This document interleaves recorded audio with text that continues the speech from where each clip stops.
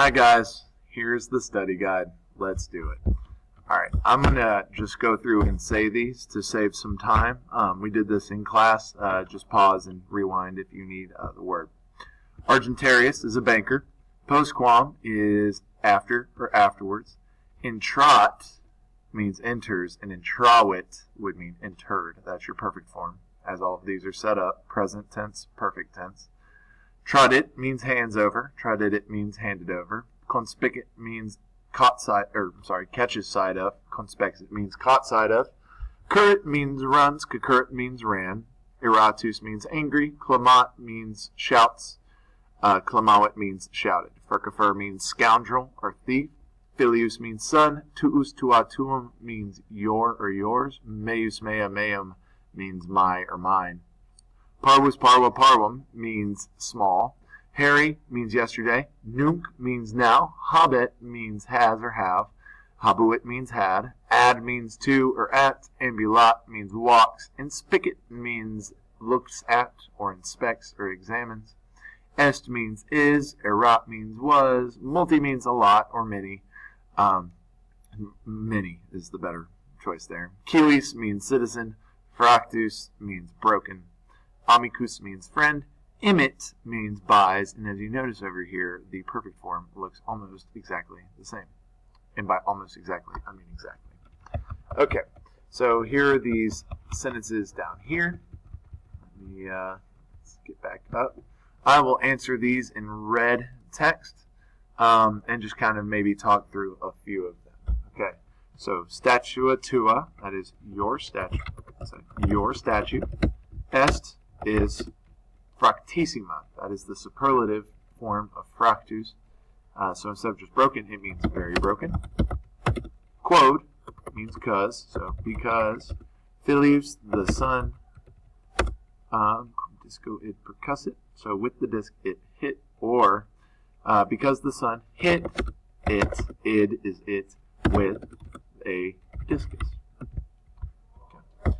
Kiwiseratus pecunia furciferi tratabat. Oh, gotta make it red again. Alright. Kiwiseratus. Okay. The citizen, kiwis, and that is your nominative, has the nominative ending. Citizen. Oh, and it's kiwiseratu. So the angry citizen. Tratabat, your verb, was handing, and it's imperfect because of the BA, was handing over. Money, furciferi, third declension dative. To the or scaffold. Postquam canam pater matria nullum ostendit. Postquam canam, after dinner. Pater, the father. Ostendit, shows. Annulum, the ring. To the mother. And if you're wondering why I'm doing it in this order in English, it's because English has that particular word order, subject first, verb second, direct, and then your objects after the fact. Pater is the subject because it's nominative, because this er here, third declension, nominative. The over here for annulum makes it accusative, the direct object receiving the action shows. And matri here is third declension, and in the third declension, the I is dative, making it to the mother. Alright. Pueria micis discum. In palestra emiserunt. Query, nominative, plural. The boys, what were they doing? They threw. What did they throw? The disc. Who did they throw it to? The friends, amicis. The disc to friends in the palestra or the exercise yard in the baths. Okay. Multi and cheli is our subject here. Many slave girls sit in the caldarium. Quod dominus expectant. Okay, here's an example of a time where you do not have a word that is a subject in a little sentence. We say quod dominus expectant. Dominus is your accusative, and this verb ends with an nt. So there's no nominative plural here, so you just have to infer. If it's nt, we know the subject is some form of they. We know it's referring back to the last subject, which is slave girls. So many slave girls sit in the caldarium because they wait, or they are waiting, is also present tense, are waiting for, and then the direct object, mistresses. Lady masters. Okay. Now we need to go, my friend is very small. We'll go with the accusative, the nominative for the subject, and my friend is the subject, is amicus meus.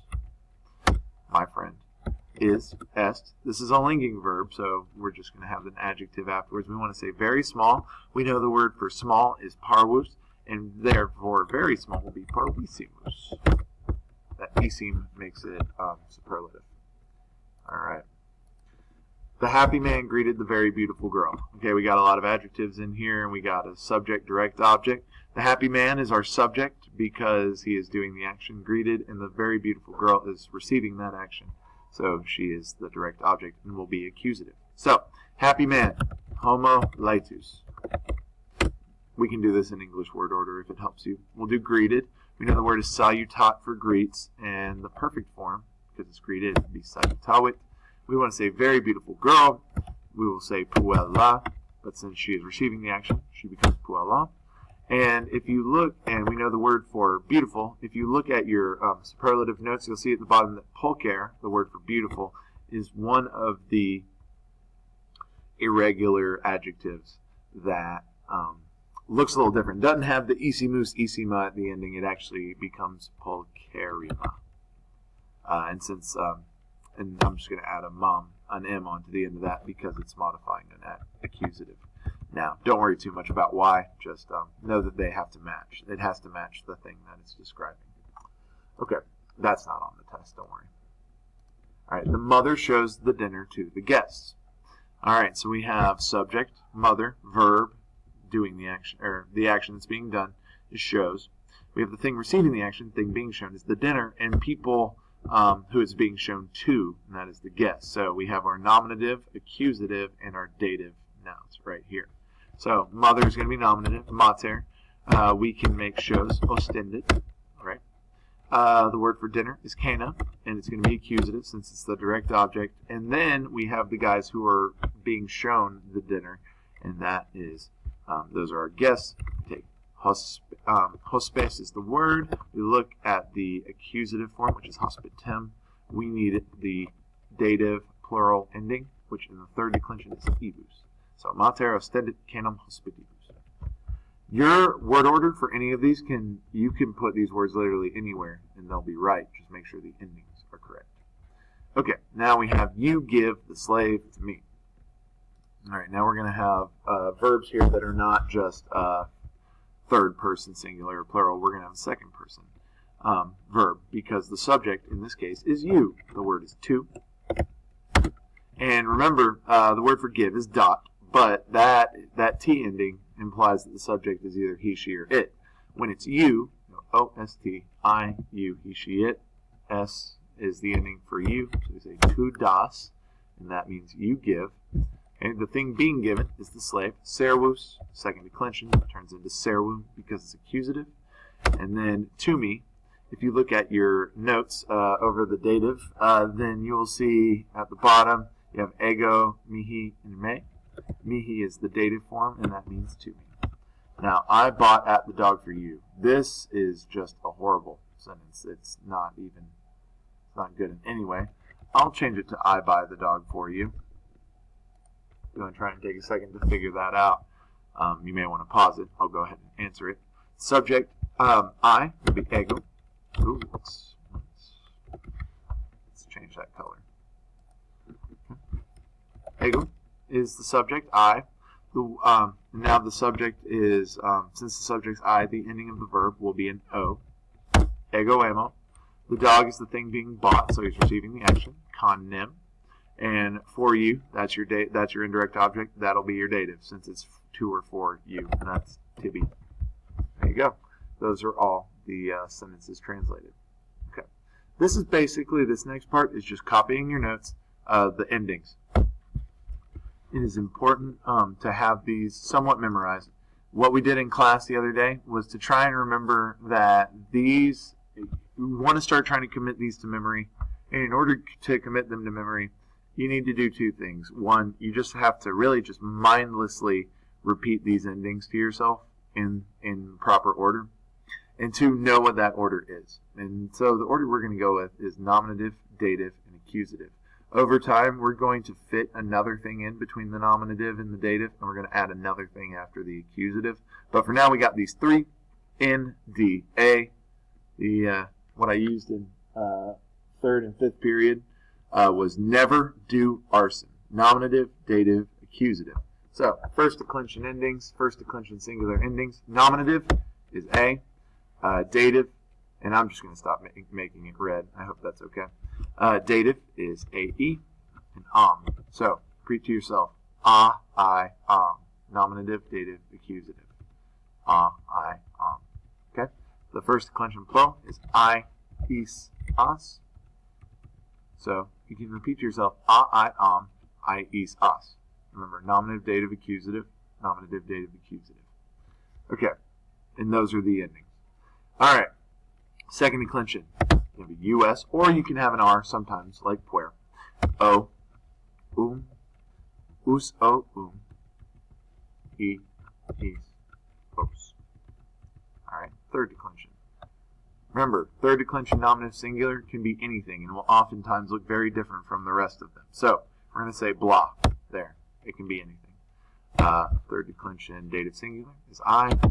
EM is your third declension accusative singular. Okay? The plural is a little easier. S, ebus, S. The nominative and accusative plural look the exact same.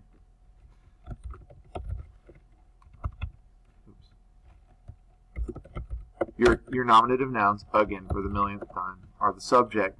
Your accusative nouns are your direct object. But your dative are new ones. These are our indirect objects. And these are translated as to or for whatever the word is. Okay, so you're going to start adding words in there. Okay. Now we have these sentences, and these are just some more practice sentences with all the different endings being used. I've underlined the different endings so you can look above to see how they work. If this seems repetitive, feel free to skip this part. All right, the slave girl gives a statue to the girl. Since puelli has the AE ending, it's not just going to be translated as girl, but to the girl, since it's the indirect object receiving the direct object. Okay, this sentence is the same, except all the endings are plural. I, is, us. Okay, so slave girls give the statues to the girl. Remember, this sentence could be in any order. Statuas ancili puellis dant would mean the same thing as dant puellis statuas ancili, because all these endings are the same. All these endings tell you what part of the sentence they are. Remember, in English, we go with the subject, verb, direct object, indirect object, sentence order. Okay, here we go with second declension endings in an imperfect verb. If amicus servo annulum debat. Amicus means friend. Servus means servant. Annulus means ring.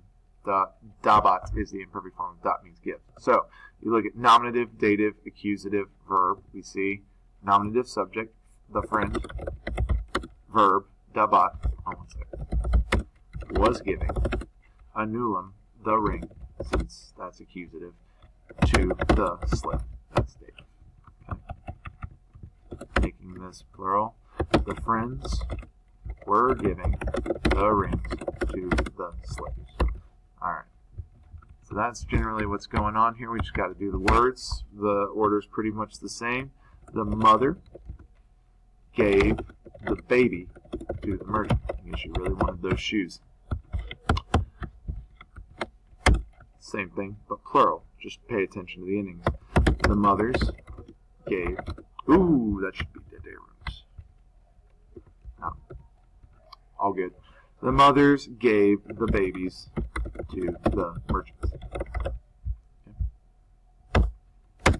The statue gives the girl to the slave girl. That sentence is not supposed to make sense. I'm running out of time here. I'm going to make a second video here in a minute.